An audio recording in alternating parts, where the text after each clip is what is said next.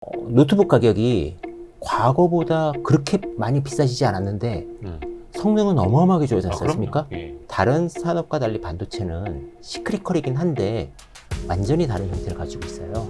가능하면 독보적인 회사들이 좋죠. 자체 기술을 갖고 있는 회사.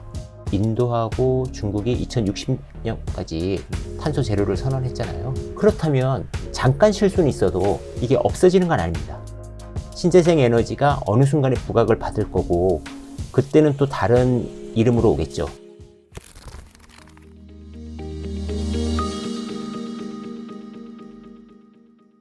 램. 아, 있네. 램 테크놀로지. 네네. 처음 들어봤네. 그 이 회사가 증설을 당진에다 하려고 했는데 네. 당진시에서 허가가 안 나왔어요. 환경 문제로. 네. 예, 그래서 주가가 또 못 올랐죠. 그런데 이런 뉴스로 오를 수 있는 게 시총 작은 것들이죠. 그러니까 시총 작은 걸 하자 말자 이런 게 아니라 제가 드리고 싶은 말씀은 업종별, 시총별 다 다르다는 거죠, 투자가. 그리고 그것들이 미세하게 변하고 있고 그 포지션에 따라서 좀 다르기 때문에 우리가 똑같이 투자하지 않는 연습이, 그러니까 물론 뭐 좋은 산업에 대해서 좋은 기업을 투자하는 건 항상 옳은데 저 같은 경우에는 많은 종목을 하고 그러니까 비중 조정이 항상 문제가 되니까 예, 그런 것들을 더 중요하게 생각하죠. 그러니까 시총별 그리고 뭐 5천억 1조짜리 뭐 또 많이 투자합니다. 근데 좀 다르다. 제가 드리고 싶은 말씀은 좀 다르다. 그 오늘이라고 표현한 건 이제 오늘이 11월 22일 네. 촬영을 하고 있고 아마 한 다음 주쯤 요거 방송이 영상이 나갈 것 같은데 네. 항상 우리 순기 형님하고 이야기할 때마다 하나의 문구식을 제가 배웁니다. 오늘은 방금 이제 시작한 지 한 3분 만에 똑같이 투자하지 않는 연습이 필요하다. 하나 배웠네. 네네. 이렇게 헤드라인이 항상 이렇게 나와서 좋습니다. 지금 22일 기준으로 반도체 관련주들이 네. 이제 반등을 하고 있습니다. 뭐 물론 다음 주가 되면 이 영상이 업로드 될 때쯤 되면 또 어떻게 달라질지는 모르겠습니다만 과거에다 최근 놓고 한두 달 놓고 보면 메타버스나 NFT 관련주들이 한번 쭉 가고 요들이 쉴 때 잠깐 반도체가 좀 반짝하고 이런 것들이 좀 반복이었던 거거든요. 좀 어떻게 보세요? 이런 현상들을. 이제 반도체도 시크릿컬이고 우리가 시크릿컬 투자가 좀 예민해서 좀 어려움을 많이 겪는데요. 시크릿컬을 투자하는 방법도 철강, 뭐 화학 다 다르죠. 반도체도 다르고 시크릿컬은 결국 경기 민감주를 다 시크릿컬이라고 하는데 경기 민감주라는 얘기는 이제 수요 공급단에 의해서 어떤 때는 수요가 좀 줄고 어떤 때는 공급이 많고 이런 거에서 판가가 심하게 변하고 거기에 따라서 기업 이익들이 달라지고 가동률이 달라지고 이런 거죠. 그러니까 증설이 한 번에 일어나고 공급은 늘었는데 수요는 생각보다 늘지 않으면 가격이 확 줄어잖아요. 떨어지죠. 그래서 기업의 이익에 직접적인 영향을 주고 그것들이 밸류체인에 다 이익에 영향을 주잖아요. 그런데 다른 산업과 달리 반도체는 시크릿컬이긴 한데 완전히 다른 형태를 가지고 있어요. 일단은 반도체는 플레이어가 적어요. 메이커 플레이어가. 그러니까 예를 들면은 D램, 그러니까 램 메모리 회사는 3개 정도 있잖아요. 삼성, 하이닉스, 마이크론. 핀메모리군요. TSMC, 삼성. 파운드리 측면에서는 거의 그게 다죠. 네, 3, 4, 5, 2가 글로벌로 있긴 합니다만. 글로벌이 파운드리 몇 개 미국에 있긴 한데 점유율만 벌써 보면 두 회사가 70%가 넘잖아요. 공급단은 제한적이고 수요단은 뭐 계속 늘잖아요. 그런 특성을 갖고 있고 또 한 가지는 다른 시크릿컬과 달리 반도체는 누구나 성능을 손쉽게 알 수 있죠. 그러니까 반도체는 다 숫자로 표현되지 않습니까? 숫자로? 그러니까 예를 들어서 램 메모리면 뭐 128기가, 뭐 256기가, 뭐 이런 식으로 다 520기가 뭐 이런 다 표현이 되잖아요. 거기에다 CPU 속도도 다 표시가 되고 있잖아요. i5, i7, 뭐 인텔 같은 경우에는 그것들이 다 미세화돼 있고 얼마나 많은 데이터를 저장할 수 있고 빠르게 처리할 수 있느냐를 숫자로 다 표시하고 있는데 이렇게 숫자로 표시하고 있는 제품들은 성능을 떨어뜨릴 수가 없죠.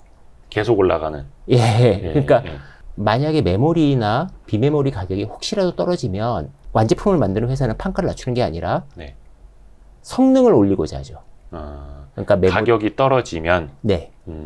가격이 떨어지면 더 많은 램을 넣거나 CPU 성능을 넣거나 해서 판가를 유지시키면서 더 고사양을 제출하게 되는 거죠.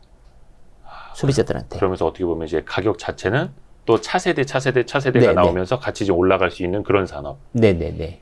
그런데 결국은 그러면서 수율도 올라가고 이러면서 노트북 가격이 과거보다 그렇게 많이 비싸지지 않았는데 성능은 어마어마하게 좋아졌지 않습니까? 예, 예. 이게 반도체 산업의 특성이잖아요. 그렇죠. 그러니까 그 뒷단에는 수율이라는 거 있고, 그러니까 고급을 만드는데 수율이 70%냐, 60%냐, 뭐 50%냐에 따라서 회사 이익도 다 달라지고. 그래서 반도체는 단순하게 그냥 시크릿컬이라고 하기에는 좀 네. 다른 특성을 갖고 있습니다. 많이 다르죠. 네. 예. 그래서 어떻게 보면 그 진폭이라고 해야 될까요? 사이클의 곡선 크기, 너비 이거를 뭐 철강, 화학, 뭐 조선 이렇게도 막 계산하시는 분들이 계시고 하긴 한데 반도체는 그래서 더 어려운 것 같아요. 그 사이클을 조금 보기가. 이게 네. 제가 그냥 피상적으로 느끼기에 네. 무거운 게 사이클이 길더라고요. 그쵸. 예, 그러니까 조선, 네, 철강 네, 이런 게 네, 좀 사이클이 올라갈 때도 좀 길고 맞아요. 떨어질 때도 좀 길고. 길고. 네, 반도체는 좀 다른데 10년 전하고 지금하고 완전히 다르죠. 왜 그러냐면 10년 전에 삼성이 공격적으로 증설을 했을 때는 네. 플레이어들이 많았잖아요. 네. 근데 그쪽들이 다 죽었잖아요. 예를 들어서 일본의 반도체 회사 남아있는 게 있나요? 예, 그런 상태로 보면 좀 다르죠. 지금은 완전히 다른 상태가 돼 있습니다. 그러니까 그 시절의 사이클하고 지금은 분명히 완전히 다르죠. 다를 수밖에 없다. 네. 더군다나 지금은 고단화 미세화하지 않습니까? 네. 공정 단위가 늘어나잖아요. 네네. 그러니까 웨이퍼가 초기에 투입돼서 반도체 칩까지 나오는 시간이 네. 짧아져야 되는데 더 오래 더 걸리잖아요. 오래 걸리죠. 예. 더 복잡해지고. 예.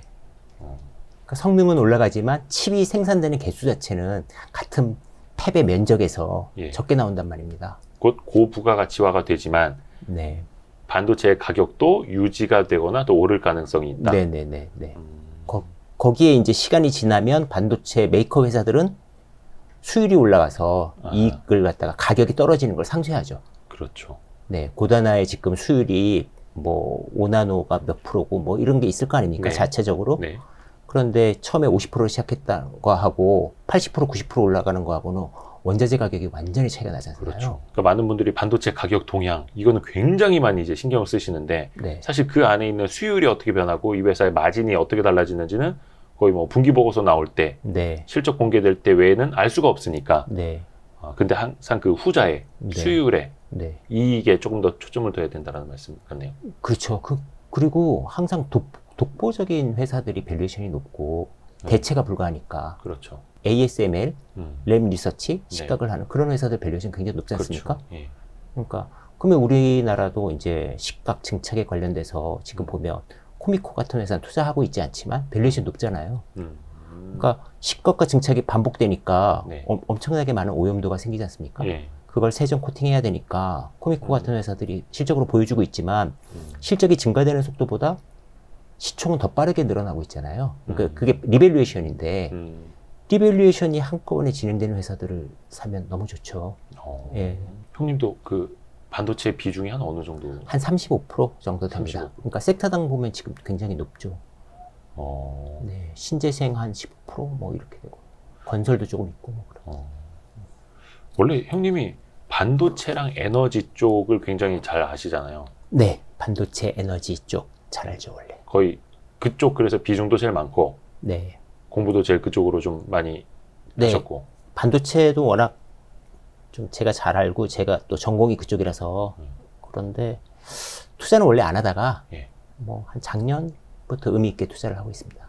그 전에는 아주 해도 뭐 개별 기업으로 조금씩 했다면 지금은 뭐 섹터 단위를 좀 이렇게 다 보고 그 중에서 좀 종목주를 늘려가는 형국이죠. 네. 특히 에너지랑 반도체 쪽을 좋아하시는 이유는 딱히 있을까요? 뭐 반도체가 원체 뭐 우리나라에서 시총 비중이 가장 큰 산업이니까. 제가 2014년도에 이테크 건설이라는 회사를 예, 투자하면서 그 회사 자회사가 군장에너지, 에너지. 지금은 SGC 에너지로 바뀌었는데 현금 창출 능력을 보고 네. 굉장히 매력도에 빠져서 이제 투자하게 되면서 에너지 쪽을 굉장히 보게 됐죠. 물론 그 전에 정유를 투자해서 네.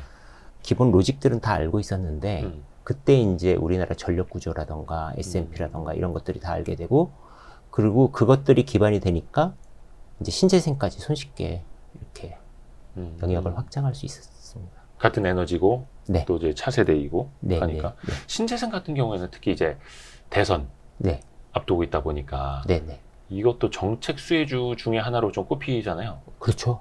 네. 분명히 어떤 당이 집권을 하든 신재생을 우리가 늘릴 수밖에 없지 않습니까? 그렇죠. 예. 그러니까 지금 이번에 각 국가가 기후 정상회담을 했을 때도 보면 이제 석탄에 대한 퇴출을 최초로 명시를 했다고 하고 또 인도하고 중국이 2060년까지 탄소 제로를 선언했잖아요.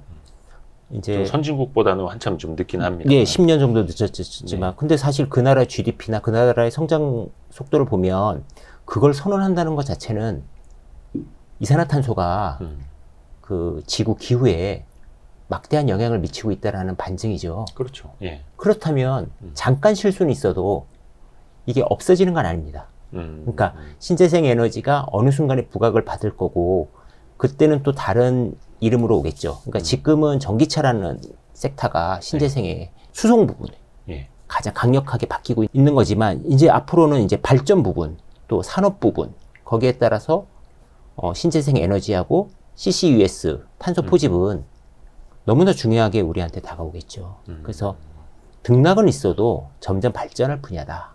그렇죠. 네.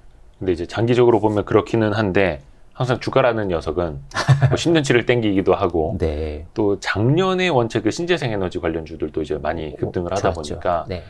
상대적으로 작년에 비했을 때는 2021년 네. 올해는 좀 쉬었죠. 쉬어가는 네. 것들이 있는데 그 중에서 조금 의미 있게 보시는 거는 어느 섹터가 있을까? 예를 들어서 신재생 에너지 중에도 뭐 풍력 있고 원자력 있고 뭐 수소 있고 태양광 있고 종류가 많잖아요. 그게 이제 나누다 보면 네. 국내 밸류체인, 국외 밸류체인 뭐 이렇게까지 나눠야 되고 굉장히 복잡하지 않습니까? 그래서 가능하면 독보적인 회사들이 좋죠. 그러니까 독보적인 회사. 네, 자체 기술을 갖고 있는 회사 뭐 이런 회사들을 찾는 게 전 좋다고 생각해요. 뭐 그러니까 뭐 풍력이나 태양광이나 일단 그거를 좀 차치하고. 네. 예. 그러니까 풍력은 되고 태양광은 안 되고 뭐 이렇게 각 업체들끼리 싸울 수는 있어도 풍력도 해야 되고 태양광도 해야 되는 정책으로 가고 있잖아요. 네네네.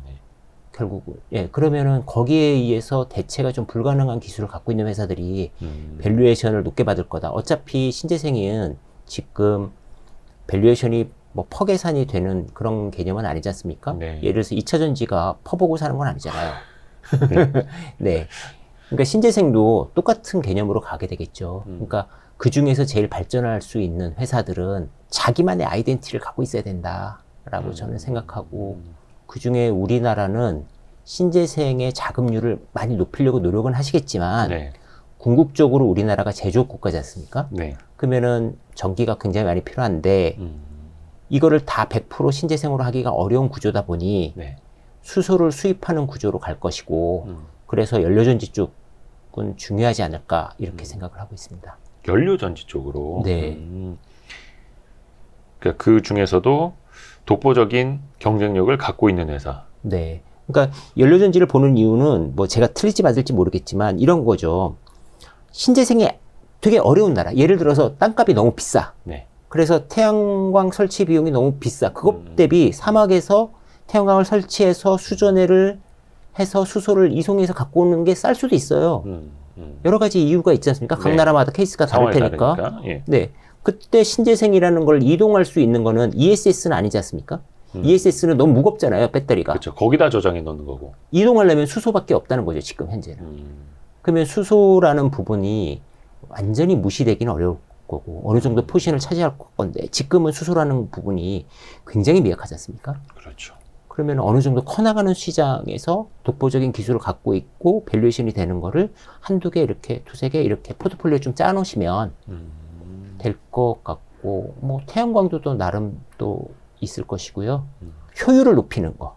효율? 예, 그러니까 예를 들어서 풍력의 효율, 태양광의 효율을 높이는 회사들이 존재할 거 아닙니까? 아, 네. 예, 그런 회사들도 찾아서 지금 해보려고 하고 있습니다. 효율을 높이는 회사들. 네. 효율. 그래서 제가 그 연료전지도 SOFC가 연초부터 된다고 해서 저 같은 경우는 SK 에코플랜트를 지금 투자 중이지만 블룸에너지에서 같이 조인트 벤처 해서 하고 있고, 실제로 그 회사가 점유율이 굉장히 오래 올라왔다고 기사에 나오지 않습니까? 네. 그러니까 두산퓨어셀도 SOFC를 서둘러서 도입했는데 10메가와트짜리를 지금 일단 생산하는 걸로, 내년부터 판매하는 걸로 이렇게 계획을 잡고 있는데, 블룸은 벌써 훨씬 더 큰 발전을 뽑아내고 있잖아요. 그러니까 그런 게 보면 우리 또 이제 SK 에코플랜트 혼자서 또 독식할 수는 없죠. 이 시장을 분명히 또 다른 회사들이 나눠 가질 텐데 원초적인 기술을 갖고 있는 회사들, 괜찮은 회사들이 있을 것 같습니다. 여기도 뭐 미코 부회장님 나오셔서 말씀하셨던 거 영상 보시면 될 것 같고. 네. 거기는 이제 막 개화는 아니고 이제 막 꽃 봉우리 정도가 올라온 그 정도. 그러니까 이제 SOFC 시장. 네, SOFC 전 세계 5개 회사가 하고 있는데 미코는 어떻게 보면 기술 독보적인 회사지 않습니까? 근데 여태까지는 반도체를 하면서 그 캐시카우를 조금씩 했다면 지금은 이제 더 속스피드를 내야 되죠. 그렇죠. 그래서 분사했고 투자 받을 거고, 투자 받는다고 이제 기사가 나왔고, 그걸 통해서 속도감 있게 개발해 내겠죠. 그래서 신재생 에너지 쪽은 이제 가야 할 방향인 거는 우리가 맞고, 그 중에서도 뭐 수소 쪽 SOFC 관심 있게 보고 계시고, CCUS 이야기해 주셨는데 그게 이제 탄소 포집 저장 장치 뭐 이렇게 우리가 해석을 할 수도 있을 텐데 요게 아직은 조금 구체화되는 것들이 없잖아요. 어떻게 보면은 이게 엔지니어링 설계단에서의 뭔가 아직은 아이디어인 것 같고. 아이디어는 아니고요. 할 수는 있는데 비용이 너무 많이 들죠. 예, 그러니까 CCUS는 결국은 무언가 설비를 넣는 거지 않습니까? 그러니까 플랜트 회사들이 해야 돼요. 그러니까 EPC 회사들이 해야 된단 말입니다. 그러니까 지금 발빠르게 나가고 있는 회사가 DLENC, 뭐 눈에 보이게 하고 있죠. 문제는 다른 나라는 그 EOP라고 하는데 EOP? 그 탄소를 포집하고 나면 이거를 어디다 버려야 되잖아요. 저장을 해야죠. 어디다? 예, 어디다. 근데 그게 어디다 저장하냐면 예전부터 어떻게 했냐면 그 유전이 비어나가지 않습니까? 그럼 유전에다가 이산화탄소를 넣어버리면 그 압이 유전을 더 많이 뽑아내고 그 안에는 이산화탄소가 채워져요. 그래서 그걸로 원래 탄소를 이용했었어요. 많이. 그래서 지금 프로젝트 보면 EOP가 대부분인데, 맞나? EOP인가? 뭐 EOP일 겁니다, 아마. 예, 자료를 본 지 좀 오래돼서. 근데 지금 우리나라는 그런 유전이나 이런 광산이 없지 않습니까? 그러니까 우리는 무언가를 치환해야 되는 거죠. 그러니까 이 액체 이산화탄소로 만들 수 있는 게 뭐 드라이 아이스도 있고 탄산가스도 있고, 그 반도체 많이 쓰이는 거. 또 요새 지금 관심 있게 보고 있는 게 이런 거죠. 연료전지로 하면 열에너지와 전기에너지가 나오니까, 그리고 이산화탄소가 나오잖아요. 지금 왜 이산화탄소가 나오냐면 수소를 넣으면 이산화탄소가 안 나오는데 지금은 LPG로 CH4를 쓰니까 C가 있지 않습니까? 그게 이산화탄소가 나와요. 그 이산화탄소가 나오는 걸 농장에서 쓰는 거예요. 스마트팜에서. 그러면은 작물들은 이산화탄소를 먹어서 탄소의 고체를 만들어서 그게 과실로 나오든 잎이 되든 줄기가 되든 뭐 이렇게 만드는 거 아닙니까? 그래서 그쪽에 지금 보면 연료전지를 넣어서 열에너지, 이산화탄소를 다 쓰고 있고, 이산화탄소만 또 농장에 주입하고자 하는 욕구들도 좀 있고, 이제 그런데 그것보다도 더 많이 대량으로 쓰기 위해선 반도체 쪽이나 아니면은 그 건설자재 쪽으로 활용할 확률이 많죠. 탄소를요? 네, 이산화탄소를. 어떻게? 그러니까 탄산칼륨인가요? 뭐 이런 식으로 치환해가지고. 치환을 해서. 탄소 포집에 관련된 회사를 제가 올해 1월 5일날 아마 블로그에 쓴 걸로 기억하는데 태경 BK 분석글을 올렸을 때 제가 그 탄소 포집에 관련된 얘기를 썼었거든요. 그래서 그러니까 우리나라는 치환해야 된다. 그러니까 이산화탄소로 무언가를 만들어서 저장, 이용해야 된다. 그게 한 번 더 스텝이라서 비용은 조금 더 드는데 어쩔 수가 없어요. 이산화탄소를 저장할 데가 없으니까. 그러니까 사실 엔지니어링 업체들이 그 CCUS라고 하는 탄소 포집 저장 자체를 하는 거는 이제 해외를 목적으로 하는 것도 있을 테고 우리나라는 그보다는 조금 더 실질적으로 쓰기에는 치환하는 약간 네. 어떻게 보면 이제 화학 방식으로 가는 네네. 것들. 그래서 더 많이 비용이 들겠죠. 그러니까 아, 더 비싼가요? 왜냐하면 포집하는 설비를 플러스로 놓고 예. 그 이산화탄소를 순도를 높게 해서 무언가를 만들어야 될 거 아닙니까? 네. 그러니까 뭐 우리가 예를 들어서 의료용으로 만든다 그러면 진짜 고순도의 이산화탄소를 만드는 공장을 하나 더 만들어야 될 것이고 그나마 건설로 하면 고순도가 아니니까 좀 손쉽게 건설 자재로 변화가 되겠죠. 비용이 많이 들수록 사실은 조금 상용화까지는 더 어렵죠. 어렵잖아요. 예, 어렵죠. 근데 이제 그것들은 결국은 대량화를 누가 할 수 있느냐의 문제 하나 하고 그 비용과 탄소 국경세, 뭐 탄소세의 비용의 합익이 되겠죠. 근데 지금 유럽에서는 벌써 거의 9만 원 넘지 않았나요? 하나로? 그 어떤 게? 탄소 배출권? 가격이? 어. 네, 거의 9만 원 정도 됐어요, 하나로. 그러니까 그런 가격이 올라가면 올라갈수록 상대적으로 경제성이 생기는 거죠. 형님도 어떻게 탄소 배출권 쪽에 투자를 하고 계세요? 저는 탄소 배출권 쪽은 투자를 안 하고 결국은 탄소 배출권을 생산할 수 있는 회사들을 투자를 하는 거죠. 간접적으로. 예. 탄소 배출권을 많이 생산해서 거래할 수 있는 회사. 요거 신재생 에너지도 마찬가지고 이제 정책 관련주들이 이제 많이 주목을 받을 텐데 이제 늘 시장에서 반복되는 게 1월 효과라는 게 있잖아요. 네네. 1월 효과라는 건 어찌 보면은 약간 대주주 양도세 문제 때문에 연말이면 시장이 좀 눌렸던 것에 대한 약간 스프링 효과이기도 하고 또 이제 새로운 자금들을 좀 이렇게 운영을 하려는 운용사들의 니즈랑도 맞기도 하고 내년도 1월 효과는 좀 있을까요? 이제 여태까지 보면 네. 1월 효과가 이제 크게 있었던 이유는 우리나라만 보면